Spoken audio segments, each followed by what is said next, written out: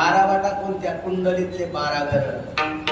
पोराचं 4थं स्थान बिघडलं, त्यानं 4 कोटी भगवंताचं हरी हरी म्हणा, 4 कोटी त्यानं हरी हरी नामाचं भजन केलं, स्मरण केलं, त्याचं 4थं स्थान शुद्ध होती. ज्या स्त्रीला त्या ठिकाणी महाराज 6वं स्थान शुद्ध करायचं, तिनं 3 कोटी हरी हरी शब्दाचं उच्चारण करा. शब्दाची ताकद तेवढी आहे. होते काय महाराज? उंट देतो तिथं बकरीचा काय केवा, जसं एक न्याय सांगतो महाराज. ऐका सगळ्यांनी, मला सांगा, एक डोह आहे, डोह पाण्याचा, जिथं उंट डुबतो तिथं बकरी डुबीन की? बोला पटापट बोला. हो महाराज, उंट डुबत राहिला, बकरीचा काय केव्हा? याला विष्ठल कुटी न्याय म्हणतात. तसं ज्या ठिकाणी भगवंताच्या नामचिंतनानं मोक्षासारखं फळ माणसाला प्राप्त होते, संसारातल्या साध्या साध्या गोष्टी मिळतील नाही का? अरे महाराज, हरी हरी तुम्ही म्हणाली, सगळं तेने माया जाड तुटते, मायेचं जाड तुटते. आणि हे लोकांना जर नशीब पटत तर याच्यापेक्षा सोपं सांगतो. एकच उपाय आहे, ज्याने पैसे पाहिजे त्याने एक मंत्र जपा. तो मंत्र असा आहे, अमावशीच्या दिवशी रात्री 12:30 वाजता चिचीच्या झाडावर तो मंत्र जपला की पैसे भेटतील.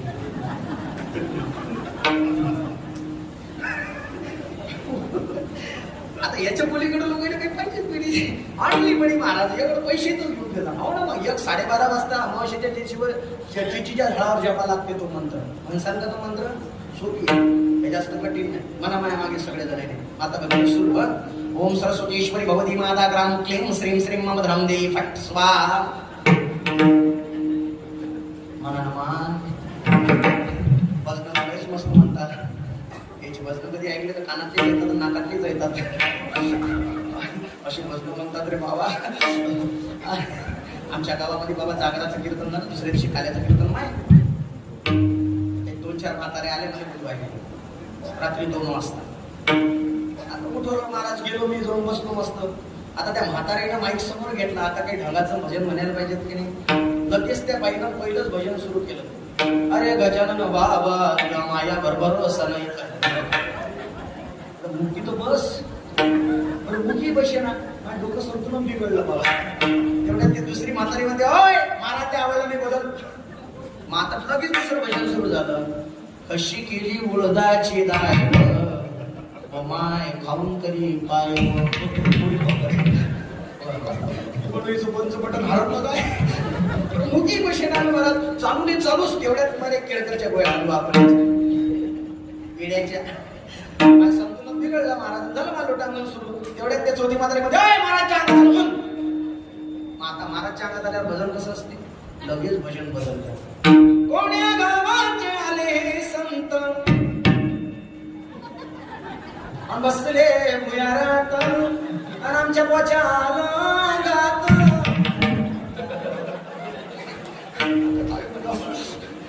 भजनाने काही चौकशी पाहिजे. ढंगाची भजन अशी हात वर करा, तुम्हाला भजन शिकवतो मी. वा वा वा, दाखव बरं का कशा. वा वा वा.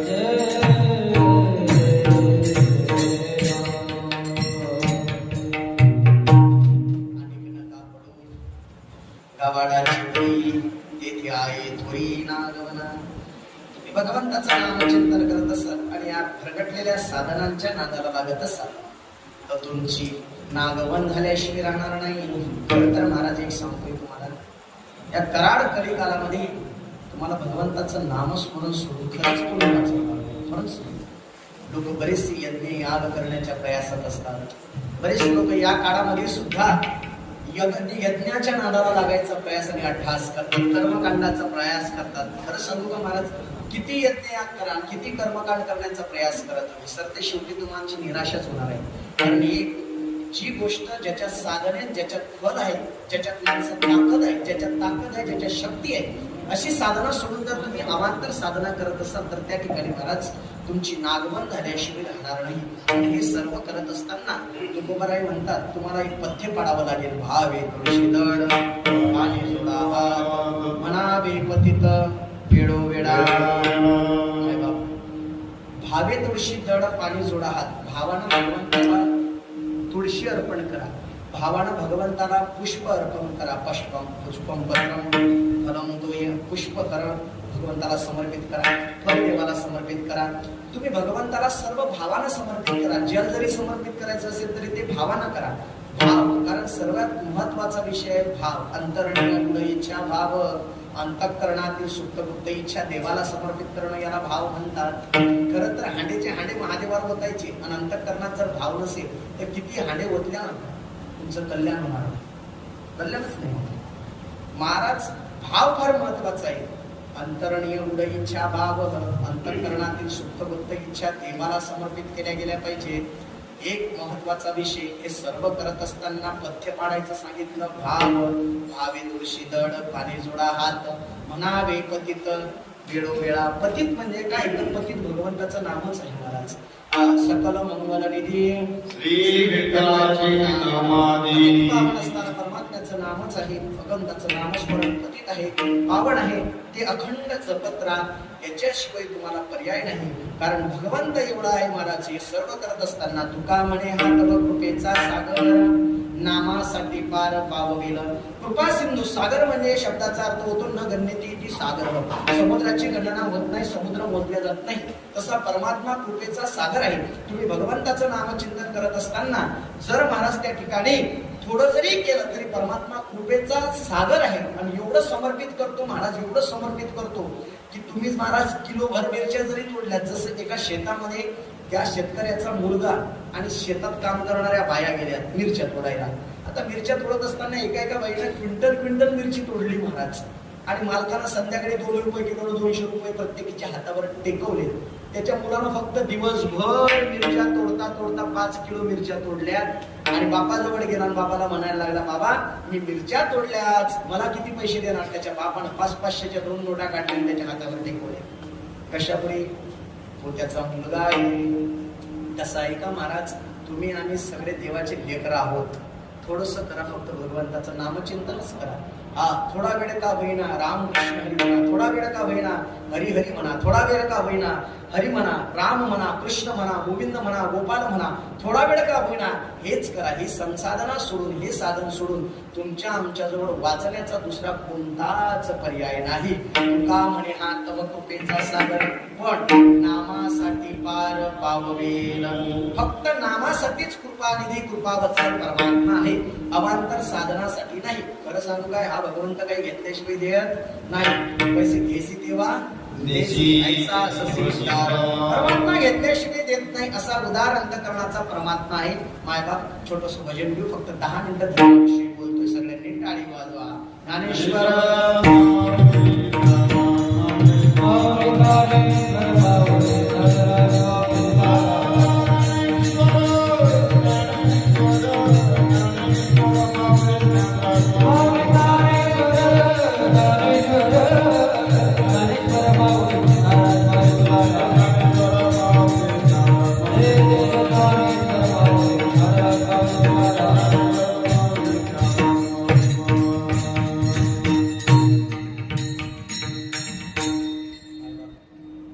सगळ्यांनी ध्यानपूर्वक ऐका. कराड कलिकाल लागलेला आहे. आज सध्या मराठवाड्याची स्थिती एवढी बिघडली. मराठवाड्यामध्ये सध्याच्या परिस्थितीमध्ये संपूर्ण सकल हिंदू समुदाय 3 गुटांमध्ये वाटले गेला. जसं हिंदूंचं आणि मुसलमानाचं वैरत्व आहे तसं वैरत्व महाराज त्या ठिकाणी मराठा, वंजारी आणि धनगर समाजामध्ये झालं. प्रत्येकाने आपला आपला गळ निर्माण करायला सुरुवात करून दिली. खरं सांगू का महाराज, याचे परिणाम प्रत्येक हिंदू लोकांना भोगावे लागतील. सगळ्यांनी हा काळ जातीवाद पाळण्याचा नाही आहे, हा काळ समाज पाळण्याचा नाही आहे. महाराज, ज्या छत्रपती शिवाजी महाराजांनी 18 पगड जाती एकत्र करून स्वराज्याची स्थापना केली, त्या छत्रपती शिवाजी महाराजांना डोळ्याच्या समोर ठेवा. आज तुम्ही आम्ही स्वाभिमानानं भगवे ध्वज फडकवून राहिलो, आज तुम्ही आम्ही स्वाभिमानानं मंदिरात जाऊन दर्शन घेऊन राहिलो, आज तुम्ही आम्ही स्वाभिमानानं महाराज मंदिर डोळ्यानं बघून राहिलो, आज तुम्ही आम्ही स्वाभिमानानं हे कथा कीर्तन करून राहिलो, आज तुम्ही आम्ही स्वाभिमानानं डोक्याला टिळा लावून राहिलो आणि स्वतंत्र रूपानं संभवून राहिलो, जगात फिरून राहिलो. हे आमच्यावर उपकार जर कोणाचे असतील तर छत्रपती शिवाजी महाराजांचे आहेत.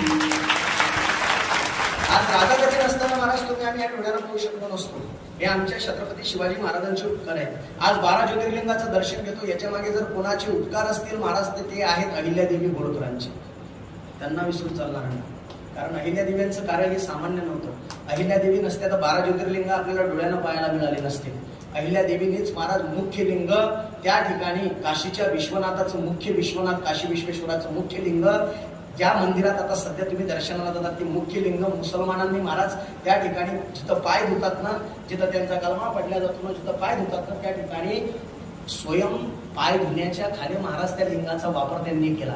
पण अहिल्यादेवी होळकरांनी तेच लिंग महाराज प्रत्यक्ष मंदिरात स्थापन करून आज तुम्हाला आम्हाला काशी विश्वेश्वराचं दर्शन करते. हे त्यांचे उपकार आहेत, त्यांना विसरून चालणार. महाराज सगळ्यांनी ध्यानपूर्वक ऐका.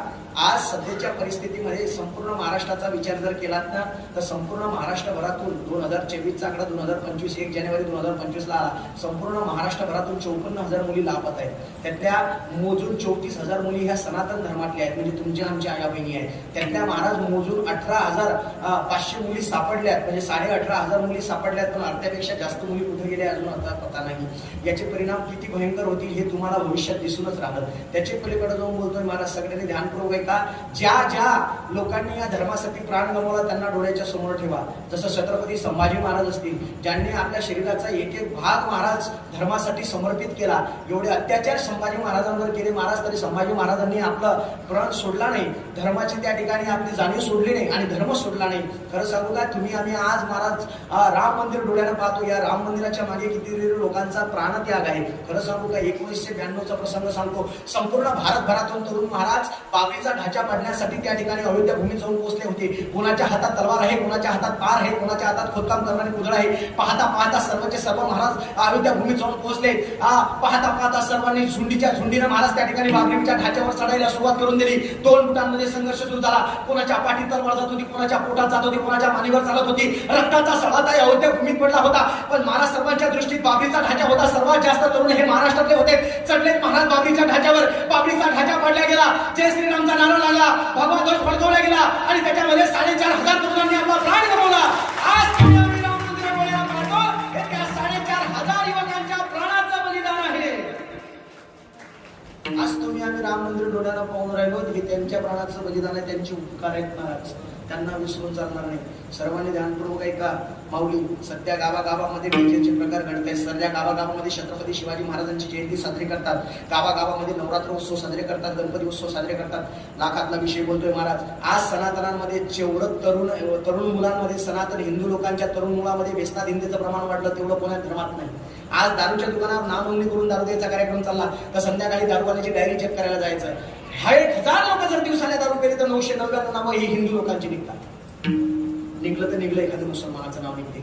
ऐका, तरुण पिढी महाराज तुम्ही पैसा देता, वर्गाने देता, आपला त्याला विरोधच नाही आहे. बिनधास्त पुरायला त्या ठिकाणी छत्रपती शिवाजी महाराजांची जयंती साजरी करू द्या, गणपती उत्सव साजरा करू द्या, नवरात्र उत्सव साजरा करू द्या, कशी नाचू द्या, कशाही प्रकारचे गाणे लावू द्या, कसाही डान्स करू द्या, त्याला आपला विरोधच नाही. पण वारकऱ्याच्या व्यासपीठावरून बोलतो महाराज, गावातल्या गणपती उत्सव, नवरात्र उत्सव, शिवजयंती उत्सवाच्या माध्यमातून गावातले 20-20, 25-25, 30-30 वर्षाचे पोरं जर व्यसनाने लागत असतील तर बंद करा गावातल्या गणपती बसवून देव्या बसव.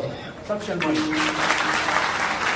गरज नाही, काही गरज नाही. एक जण आमच्या काळामध्ये महाराज तुम्ही अधर्म सांगता का? अधर्म नाही सांगत, धर्म काय ते सांगतोय महाराज. आज सर्वात जास्त व्यसनाधीनतेचं प्रमाण जर पोरं कुठून व्यसनाला लागत असतील तर हे जयंती उत्सवाच्या माध्यमातून लागतात. आज तुम्हाला खरं सांगतोय महाराज, सुधरा. गावागावात हे विचारसरणी चांगली ठेवा, एकामेकाच्या प्रति भावना चांगल्या सेवा महाराज. मुसलमान लोकांचा एखादा दारू पिऊन कधी घरात घुसला तर 10 मुलांना त्याच्या घरात घुसला तर त्याला समजावून सांगतात की रे तेरे को समझ में नहीं आता, अल्लाह काजी कुरान समझ में नहीं आता. दुसऱ्या दिवशी ते मुसलमानाचा दारू पिणार नाही महाराज. इकडे तर तरुण पोरगा, एखादा गरीबाचा पोरगा तरुण महाराज गल्लीत चौकात डुलत डाळत आला तर आपले लोक हसतात. जमलं की नाही, अशा लोकांनी कोळल्या विहिरीपान कुदा द्या, काही फायदा नाही या लोकांना जगून महाराज, काही फायदा नाही. लोकांना स्वतःला म्हणतात धर्माचं पालन, काही नाही महाराज. खरं सांगू काय, माणसाच्या नित्य आचरणामध्ये माणसाचा धर्म आहे. लोकांचे विचारसरण्या बदलतील नाही. किती महाराज कीर्तन बोलावले, किती गावात कीर्तन तुम्ही त्या ठिकाणी समारंभ आरंभ केले, पण कीर्तनकारांना निसता यायचं महाराज पाकिट घेऊन जायचे. जो धर्मावर बोलत नसेल महाराज, खरं सांगतो ना, त्याला कीर्तनकारच म्हणू नये. आमचे गुरु वक्ते बाबा म्हणायचे, बस झालं आपलं महाराज लोकांचं. आता आम्ही वैकुंठवासी आलो यादावयासी. आवाज बोलणं फार प्रकट होतं महाराज, प्रकट होतं. गुरु वक्ते बाबा म्हणजे वारकरी संप्रदायाचे विश्वाचार्य. आज लोकांना सांगावं काय महाराज, आज तरुण पिढी व्यसनाकडे गेली नाही पाहिजेत. याच्या संदर्भात प्रत्येक माणसाने विचार करायला पाहिजे, करायलाच पाहिजेत, नाही करायला पाहिजेत महाराज. आज तुमची आमची स्थिती फार बिघडत चालली. दिवसेंदिवस याचे परिणाम भोगावे लागतील. सर्वांनी एकजुटीने राहा, नाहीतर तुमचे परिणाम जसे फुलमावा हल्ला झाला तो काश्मीरचा. आता धर्म विचारायचा, गोळी झाडायची. धर्म विचारायचा, लहान पोरीचे विचार केला नाही, तोंडात गोळ्या झळल्या.